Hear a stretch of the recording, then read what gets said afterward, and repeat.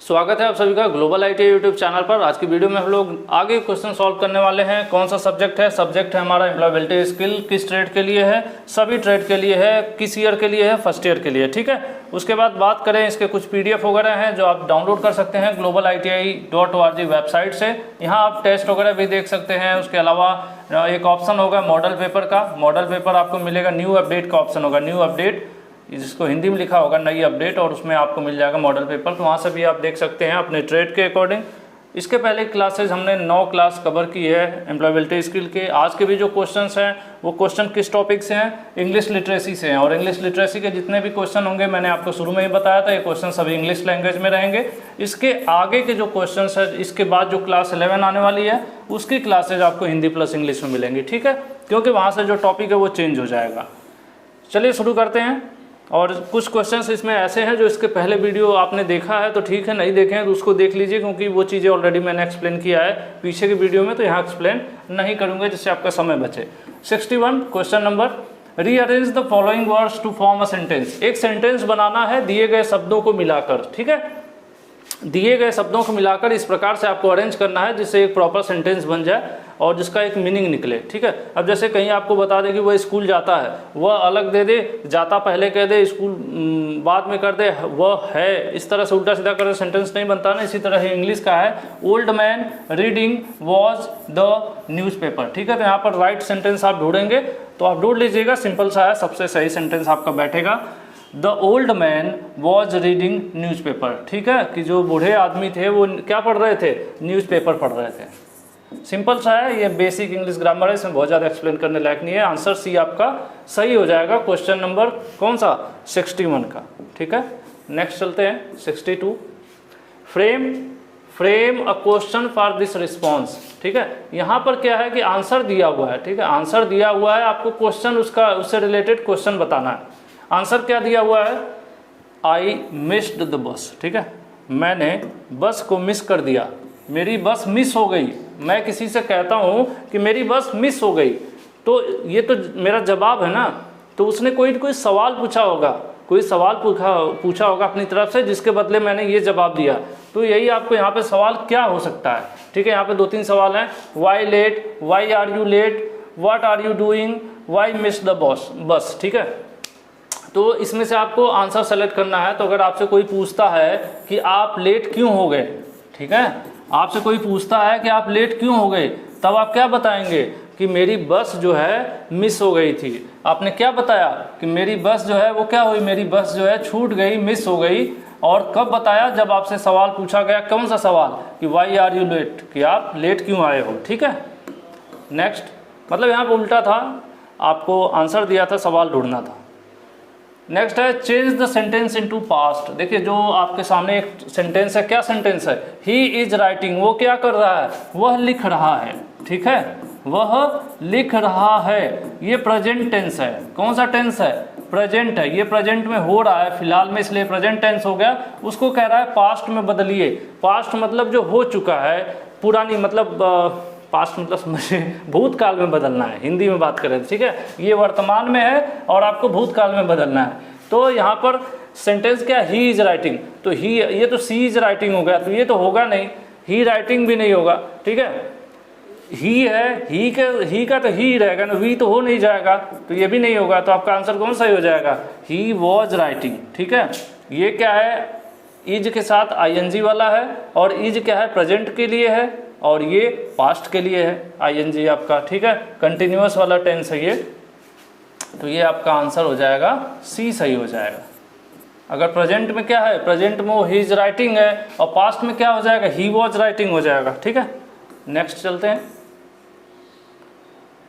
Which expression will you use to introduce yourself. आप अपने आप को इंट्रोड्यूस करते हो किसी के सामने, आपको कोई कहता है कि इंट्रोड्यूस योर सेल्फ, अपने बारे में कुछ बताइए, तो उस केस में आप कौन सा सेंटेंस स्टार्ट करोगे? यहाँ पे सेंटेंस कुछ लिखे हुए हैं, आप यहाँ से भी स्टार्ट कर सकते हो। माई नेम इज़ विवेक, मैं फिलहाल ये वो। ठीक है, उसके अलावा यहाँ से भी शुरू कर सकते हो, आई एम विवेक, या फिर यहाँ पे भी कह सकते हो please to meet you I am. जैसे इस सेंटेंस का मतलब हुआ कि आपसे मिलकर खुशी हुई, मैं जो मेरा नाम विवेक है, मैं यहाँ का रहने वाला हूँ, इस तरह से। तो इस हिसाब से आपका ये भी सेंटेंस सही है, ये भी सही है, ये भी सही है, इसलिए यहाँ पर क्या हो जाएगा, आंसर डी सही हो जाएगा कि इन तीनों प्रकार से आप तीनों प्रकार से जो है अपना इंट्रोडक्शन दे सकते हैं। ठीक है, इसलिए 64 का आंसर क्या हो जाएगा, डी हो जाएगा।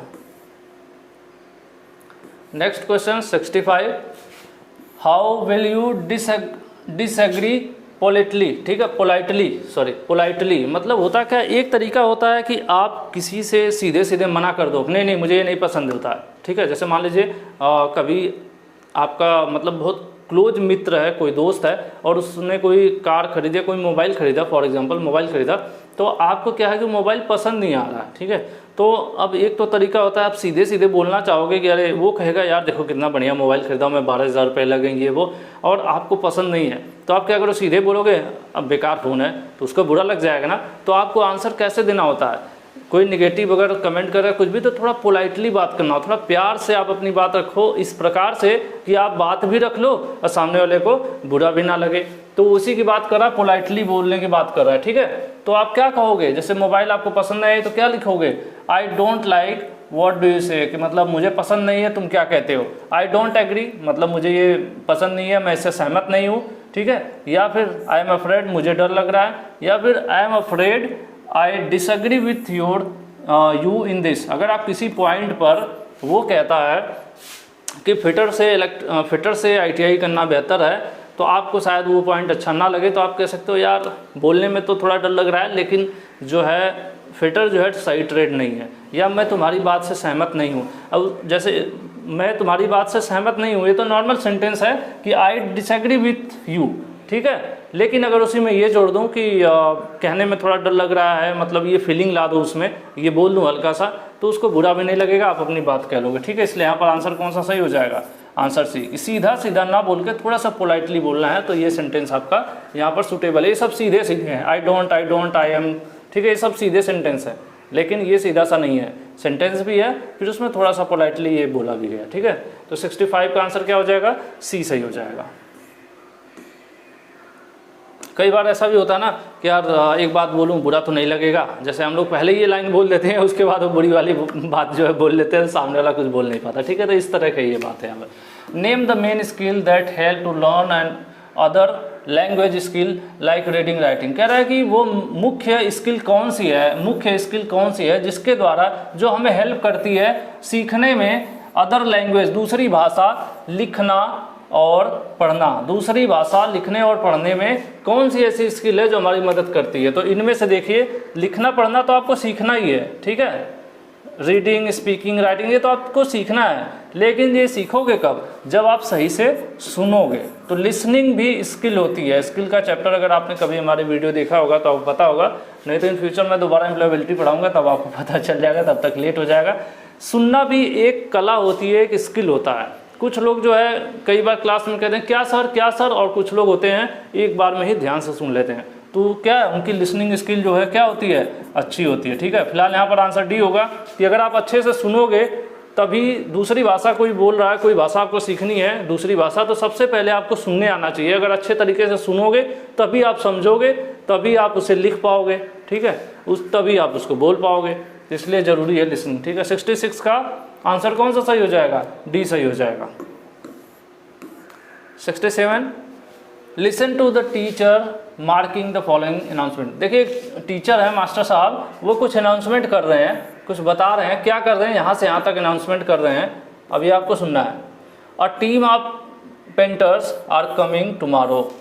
पेंटर्स की जो टीम है, कुछ पेंट करने वाले लोग टुमारो कल आने वाले हैं हमारी कमरे की वॉल को पेंट करने, पेंट द वॉल। ठीक है, there are plastic seat in my room. मेरे कमरे में कुछ प्लास्टिक की सीट हैं, प्लास्टिक है, पॉलीथीन की सीट है लंबी लंबी डेस्क पर। ठीक है, आई वॉन्ट यू, मैं चाहता हूँ कि तुम put them over your desk. ठीक है, कि उसे तुम जो है बेंच पर लगा दो। जैसे कि अगर क्लासरूम में टीचर आते हैं और कहते हैं कि मेरे डेस्क पर पॉलीथीन पड़ी हुई है, कल पेंटर कुछ आने वाले हैं रूम पर पेंटिंग करने, उसे लो, मैं चाहता हूँ कि तुम पॉलीथीन को उठाओ और अपने डेस्क पर फैला दो। ठीक है, इसका मतलब ये होगा ना कि आपका डेस्क बचा रहेगा, पेंट वेंट करके जाएंगे तो गंदा नहीं होगा।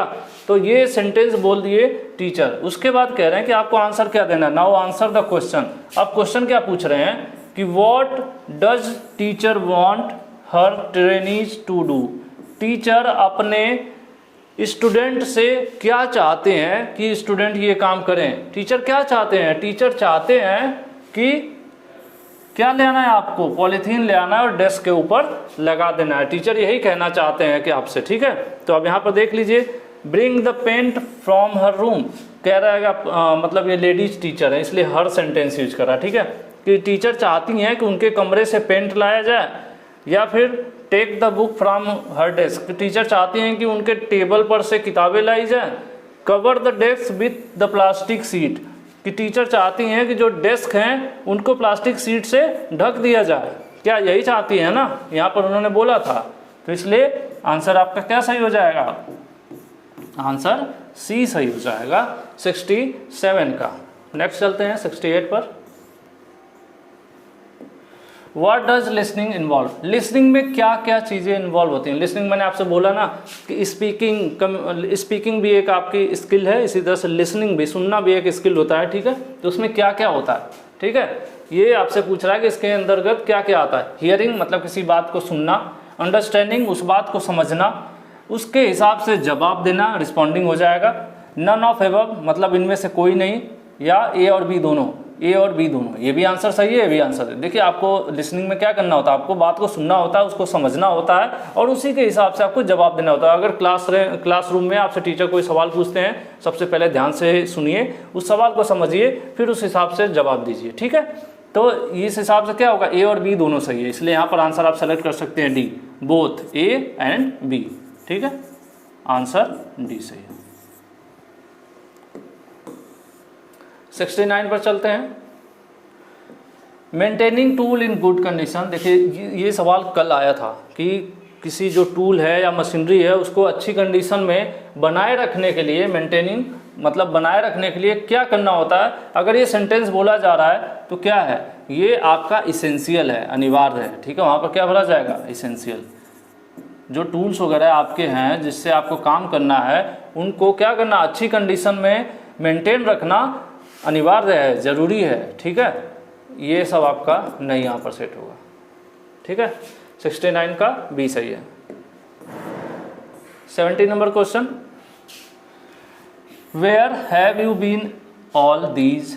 आप इतने दिनों से कहाँ थे? अगर ये सवाल होता है ऑल दीज डेज, ठीक है, यहाँ पर क्या होगा? डेज आपका हो जाएगा।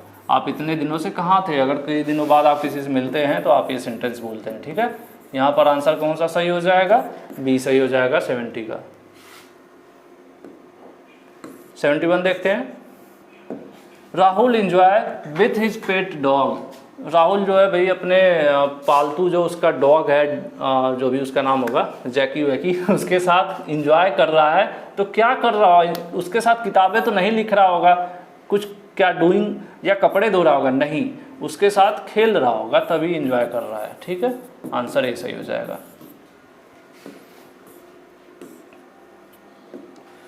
Razia enjoy playing in the rain. Razia को बारिश में क्या है? एंजॉय प्लेइंग, खेलना जो है पसंद है, मतलब वो अच्छा लगता है। ठीक है, बारिश में खेलना। तो कह रहा है the naming word in this sentence. इस सेंटेंस में, ये यहाँ से यहाँ तक जो सेंटेंस, इसमें नेमिंग वर्ड कौन सा है? एक्चुअल में कल मैंने आपको बोला, कल पढ़ाया था, नेमिंग वर्ड भी पढ़ाया था इसके पहले की क्लासेस में। एक्शन वर्ड भी बताए थे क्या होते हैं। ठीक है, एक्शन वर्ड होता है, नेमिंग वर्ड होता है जैसे राम, श्याम, ये सब पर्सन टू पर्सन नेम है, या शहर का नाम है जैसे गाजियाबाद, दिल्ली, मुंबई, इस तरह से। ये सब क्या है? ये सब किसी के नाम को दर्शाते हैं, तो ये सब नेमिंग वर्ड कहलाते हैं। एक्शन में जैसे किसी ने किसी को मारा, ठीक है, उसके बाद या फिर कोई क्या कर रहा है, कार ड्राइव कर रहा है तो ड्राइविंग या ड्राइव, ये सब क्या है? जो कार्य हो रहा है कोई न कोई एक्शन हो रहा है ना, कुकिंग, खाना बनाना, ठीक है, ये सब क्या कहलाते हैं, एक्शन वर्ड कहलाते हैं। तो फिलहाल इसमें नेमिंग वर्ड पूछ रहा है, तो इसमें नाम कहाँ आ रहा है, रेन प्लेइंग, प्लेइंग क्या हो गया, ये एक्शन वर्ड हो गया, ठीक है। लेकिन रजिया क्या है, रजिया एक नाम है, ठीक है, तो ये कौन सा वर्ड हो जाएगा, रजिया जो है नेमिंग वर्ड हो जाएगा। इसलिए यहाँ पर आंसर आपका कौन सा सही हो जाएगा, आंसर ए सही हो जाएगा, ठीक है। क्योंकि आपसे क्या पूछ रहा है, the naming word in sentence, इस सेंटेंस में नेमिंग वर्ड कौन सा है, नेमिंग वर्ड है रजिया, और रजिया ऑप्शन कौन सा है, ए, ठीक है। चलिए आगे बढ़ते हैं।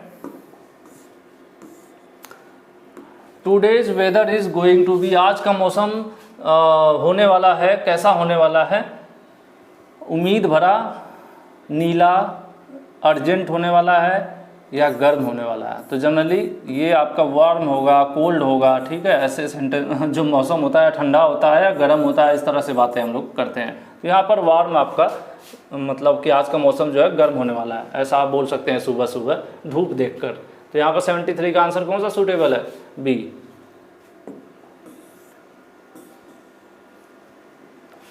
Pick the sentence with correct punctuation. Punctuation मतलब क्या होता है, जो भी सेंटेंस हम ABCD या लिखते हैं उसके लास्ट में डॉट लगाते हैं, क्वेश्चन मार्क लगाते हैं, ये वाला जो होता है विस्मयबोधक वाला, इस तरह से ये सब जो लगाते हैं, या फिर ये कॉमा, ये सब क्या पंक्चुएशन कहलाते हैं, ठीक है।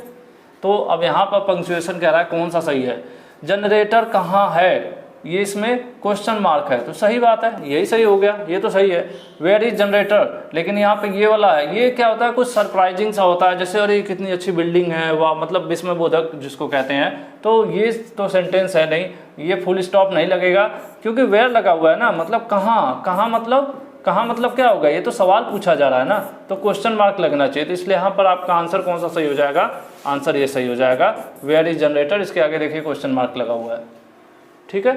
तो 74 हो गया, 74 का ए। नेक्स्ट चलते हैं 75।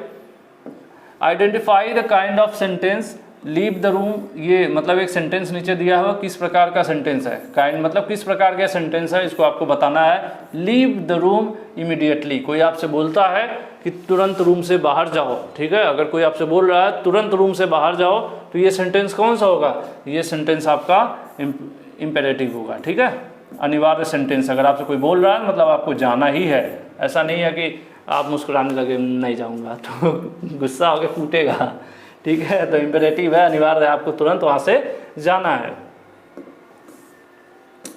76 देखेंगे, आई एम अ वेल्डर, मैं एक वेल्डर हूँ। आई वर्क विथ, मैं काम करता हूँ, किसके साथ काम करता हूँ, नेल पॉलिश लगाता हूँ, नहीं। रोबोट के साथ काम करना हो, नहीं। लैपटॉप के साथ, नहीं, ठीक है। किसके साथ, वेल्डिंग टूल्स के साथ मैं काम करूँगा, क्योंकि मैं वेल्डर हूँ, मैं नहीं ये सेंटेंस, ठीक है। तो सेंटेंस वेल्डर है तो वेल्डिंग टूल्स जो है भैया इस्तेमाल करेंगे, इसलिए 76 का आंसर सी होगा। 77 पर चलते हैं। व्हेन यू से I am sorry please come tomorrow, ठीक है, अगर कोई आने वाला आपके घर आ गया या आने वाला आप घर पे नहीं है, फ़ोन कर लेता है, तो कहते हैं यार आई एम सॉरी मैं घर पे नहीं हूँ, कल आओ आप, ठीक है, ऐसा कुछ बोलते हैं आप। तो इसको क्या बोलेंगे, इसको बोलेंगे कि बहुत गुस्से में बोल रहे हैं, लड़ रहे हैं, या उस आदमी को इग्नोर कर रहे हैं, नहीं, आप पोलाइटली उससे बात कर रहे हैं, ठीक है, उसे मतलब कि इस तरह से आप उसको मना कर रहे हैं कि उसको बुरा भी ना लगे, ठीक है। मना भी कर दिया आपने कि कल आना, आज मत आओ, कल आना, लेकिन उसको बुरा भी ना लगे, इसके लिए आपने आगे सॉरी भी बोल दिया, ठीक है। तो ये चीज़ होता है अच्छा बिहेवियर, ठीक है, अच्छा बिहेवियर यही होता है। तो 77 का डी हो गया। चलिए आगे बढ़ते हैं।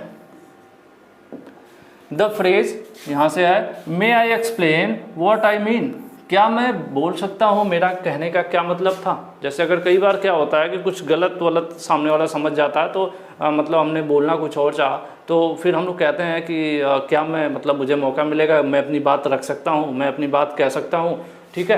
तो वही पूछ रहा है ये कब इस्तेमाल किया जाता है। तो ये आपको किसी चीज़ को एक्सप्लेन करना है, एलोबरेट करना है, ठीक है, एक्सप्लेन करना है कि किसी चीज़ को कि नहीं ये बात नहीं थी, ऐसा था इसलिए मैं घर चला गया, या कोई बात है ना, तो उसको एलोबरेट कहते हैं। यहाँ पर आंसर ए सही हो जाएगा, ठीक है, जिसमें आप ये कहते हैं कि मेरे कहने का क्या मतलब था, मैं उसको मैं एक्सप्लेन कर सकता हूँ, ठीक है। तो यहाँ पर आंसर आपका ए सही हो जाएगा। क्योंकि एग्री डिसएग्री की कोई बात नहीं है, अपोलोजाइज मतलब होता है आपको सॉरी वगैरह बोलना है, तो वो भी मुद्दा नहीं है, ठीक है। तो पहला वाला ऑप्शन सही था। हे कम एंड जॉइन अस, जहाँ पर हे हाय, ठीक है, वो मतलब हे हो गया, हाय हो गया या हाय, इस तरह से आप लिख रहे हैं, तो ये सब शब्द जहाँ पे भी ये वाले शब्द आ जाएं, हे हाय स्टाइलिश वाले, ठीक है। टू हुम विल यू से दिस, अगर आप इस तरह से बोल रहे हैं तो किससे बोलेंगे? देखिए आप टीचर से ये नहीं बोलेंगे, माता पिता से भी नहीं, सुपीरियर अपने सीनियर से भी नहीं, आप किससे बोलते हैं? हाय हेलो, इस तरह से आप अपने दोस्तों से बोलते हैं, ठीक है। आंसर भी, ये चीज़ें पहले भी आ चुकी हैं। नेक्स्ट है choose the correct response to given question, नीचे दिए गए क्वेश्चन का हमें करेक्ट रिस्पॉन्स बताना है। यहाँ से यहाँ तक क्वेश्चन है, ठीक है। क्वेश्चन है has Mallika call us for the party, क्या जैसे होता है कि 5-6 लोग दोस्त होंगे, एक मल्लिका भी होंगी उसमें से, तो मल्लिका वहाँ पर नहीं है, फिर दोस्त आपस में बात कर रहे हैं कि क्या मल्लिका ने हमें पार्टी में बुलाया है, मतलब बुला चुकी है, हैज़ लगा हुआ है मतलब बुला चुकी है, तो सिंपल सी बात है, बुला चुकी है भाई। मान लो आज पार्टी है, शाम को हम लोग आज मिले हैं, क्या किसी से आपस में डिस्कस कर रहे हैं मल्लिका ने पार्टी में बुलाया है कि नहीं, आपको बुलाया है तो कमेंट करिएगा, ठीक है। तो इसका आंसर क्या देंगे कि वह चली गई या वो चली जाएगी? आई विल सर्टेनली, मतलब इसका कोई सीन नहीं बन रहा है। मंडे, ये भी कहीं सेट नहीं हो रहा, ये हो रहा है आपका हाँ सी हैज़, हाँ उसने बुलाया है, ठीक है। आंसर सी सही हो जाएगा 80 नंबर का। उसके बाद अब जो नेक्स्ट क्लास होने वाली है उसमें क्या होगा? न्यू टॉपिक होगा, उसमें इंग्लिश लिटरेसी क्वेश्चन नहीं होंगे, न्यू टॉपिक होगा और उससे रिलेटेड क्या होंगे? क्वेश्चंस होंगे। तो आज की वीडियो में इतना ही। वीडियो पसंद आई हो तो लाइक शेयर कर दीजिएगा और चैनल पर नए हैं तो सब्सक्राइब कर दीजिएगा। Thank you.